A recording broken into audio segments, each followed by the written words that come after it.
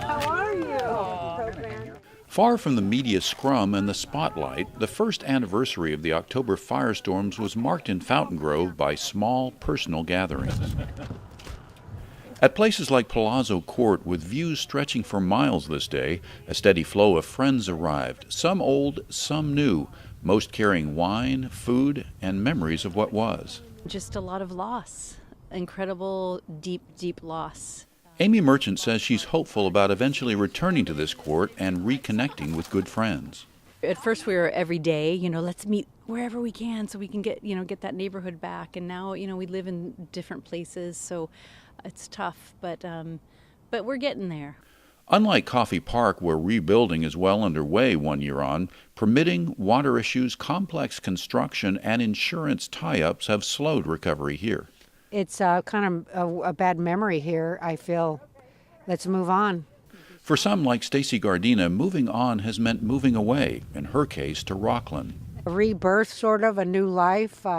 People don't necessarily have to say, your situation. That's the best part. When I come back here, this is what we are and where we're at. On the slopes around and below Palazzo Court, few homes survived. One of those that did belongs to Rob Morris.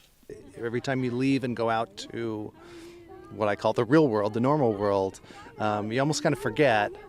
And then each time I drive home, you just drive into this, and it's just kind of starts up all over again. And we basically just want to be here to show some hope for them and to have a community here for them to come back to. Oh, you heard the story. I know, just say it, told me that story. 1 year on, the neighbors we talked to range from those intent on rebuilding to many others who have mentally and physically moved on. Greg Kappas and his wife, who still own a lot on Bellagio Court, are somewhere in between. You just wake up some mornings and go, well, maybe not. And then some mornings you wake up and say, I'm not going to let this fire beat me. That's just the way you do it. You look around and it's quiet up here, great view, animals. I miss it. Yeah. I miss it, so. Returning or leaving, these neighbors are united by a shared experience of tragedy, and now by the first steps toward recovery. It's been a struggle to try to figure it all out.